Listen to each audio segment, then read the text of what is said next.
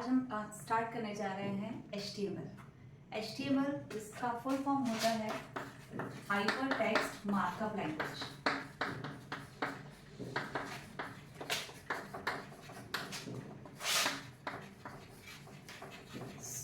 ये क्या है? एक मार्कअप लैंग्वेज।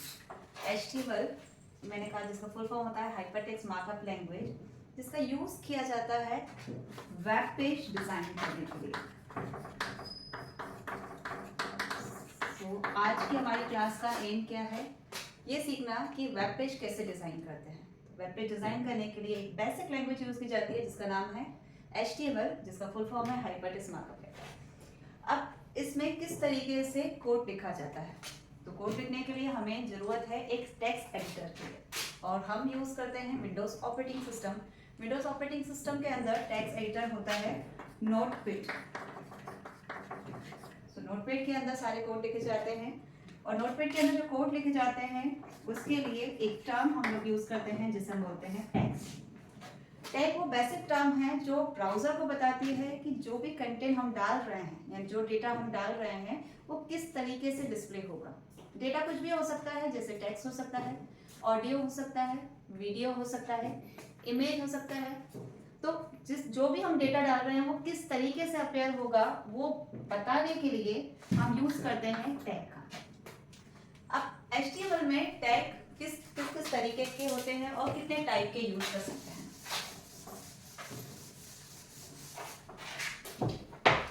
टैग दो टाइप के होते हैं।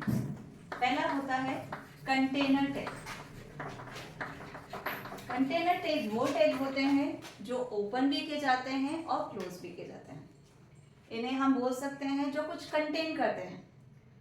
वो टैग जो ओपन भी किए जा रहे हैं एंड क्लोज भी किए जा रहे हैं और कुछ कंटेन कर रहे हैं, उन्हें हम बोलते हैं कंटेनर टैग, या हम इसे पेयर टैग भी बोल सकते हैं क्योंकि पेयर के फॉर्म में दिया हुआ है। दूसरे टाइप के टैग होते हैं एम्प्टी। नाम से ही पता चल रहा है एम्प्टी टैग यानी कि खाली टैग, जिसके अंदर कुछ नहीं है, जो कुछ कंटेन नहीं कर रहे हैं। किसी भी लाइन के एंड में दिया जा सकता है, जैसे कि बीआर टैग। बीआर टैग जिसका यूज किया जाता है लाइन को चेंज करने के लिए। अब देख रहे हैं इसको मैंने ओपन तो किया है लेकिन क्लोज नहीं किया है, जबकि ऊपर अगर बॉडी टैग की बात कर रहे हैं तो उसे मैंने ओपन भी किया है, क्लोज भी किया हुआ है।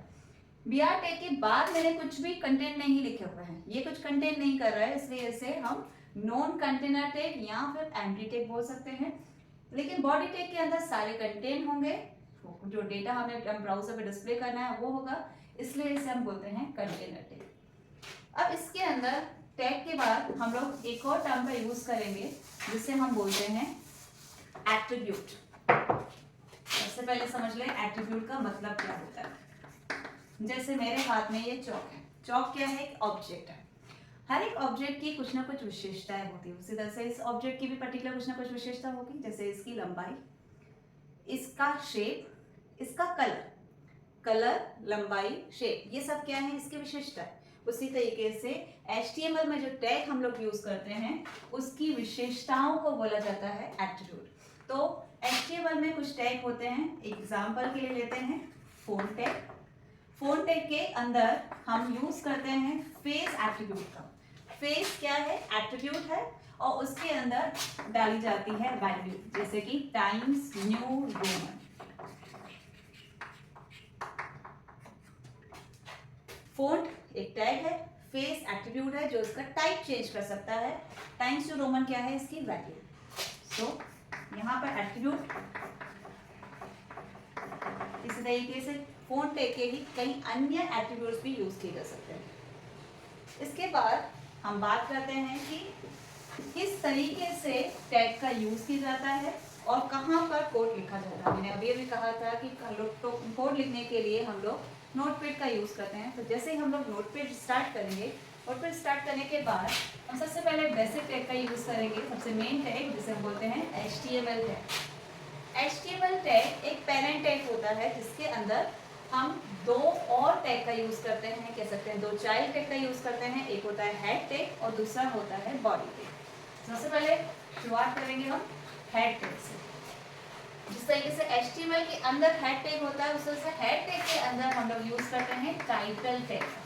तो क्यों यूज किया जाता है इस टाइटल टैग का? टाइटल टैग का यूज किया जाता है टाइटल देने के लिए। कहाँ टाइटल देने के लिए? वेब पेज के टाइटल बार पर टाइटल देने के लिए, ना कि किसी हेडिंग को देने के लिए। जैसे कि मैंने लिख दिया माय फर्स्ट वेब पेज, मैं पहला पेज बनाने जा रही हूँ, इसलिए मैंने टाइटल दे दिया माय फर्स्ट वेब पेज। अब HTML का ये रूल होता है कि जो टैग ओपन करते हैं उसे क्लोज भी किया जाता है, और जिन टैग को ओपन और क्लोज दोनों किया जाता है उसे हम बोलते हैं कंटेनर टैग। तो टाइटल टैग पहले मैं क्लोज करूंगी, रीजन क्योंकि जो टैग लास्ट में ओपन करते हैं उसे हम पहले क्लोज करते हैं। उसके जस्ट बाद हम हेड टैग को क्लोज करेंगे। तो इस तरीके से हेड टैग जो यहाँ ओपन हुआ यहाँ पर कंप्लीट हो गया। इसके जस्ट बाद हम लोग बॉडी टैग का यूज करते हैं। बॉडी टैग के अंदर वो सारे कंटेंट लिखे जाते हैं जो हमें वेब ब्राउजर के वेब पेज पर डिस्प्ले करना होता है। तो यहाँ पर हम उन सारे कंटेंट्स को डिस्प्ले करेंगे। वो कंटेंट क्या हो सकते हैं? वो कंटेंट पैराग्राफ हो सकता है, वो कंटेंट लाइंस हो सकती हैं, इमेज हो सकते हैं, पर्टिकुलर वीडियो और ऑडियो भी हो सकता है। तो इस तरीके से किसी टाइप के भी डेटा को यहाँ पर दिया जा सकता है। देने के बाद हम लोग यूज करेंगे बॉडी टैग की क्लोजिंग को, यानी कि बॉडी टैग को क्लोज करेंगे और सबसे लास्ट में सबसे मेन टैग को हम क्लोज करेंगे, जिसे हम बोलते हैं HTML टैग।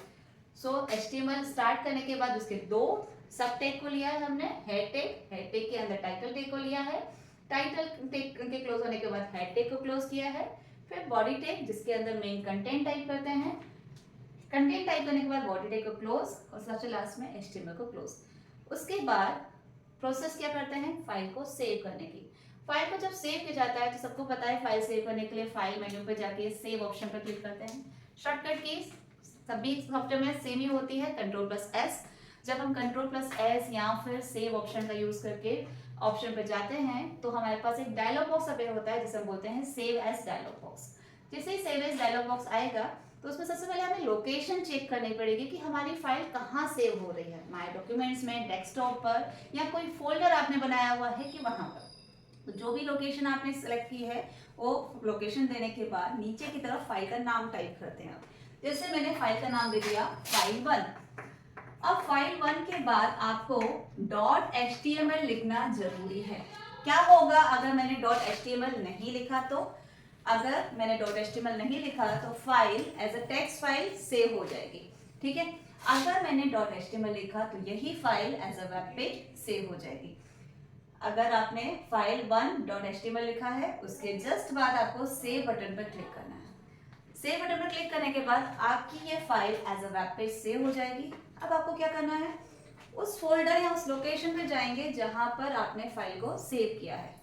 वो फाइल आपको विजिबल होगी एक ब्राउजर के फॉर्म में, जैसे कि गूगल क्रोम आपका डिफॉल्ट ब्राउजर है, या इंटरनेट एक्सप्लोरर है, या माइक्रोसॉफ्ट एज है, जो भी आपने डिफॉल्ट ब्राउजर बना के रखा हुआ है उस ब्राउजर के फॉर्म में आएगी।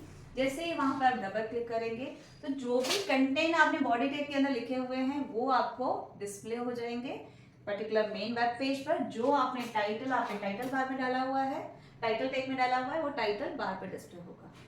इस तरीके से और कई सारे टैग यूज होते हैं जिसके बारे में हम नेक्स्ट क्लास में करेंगे। Thank you and have a nice day.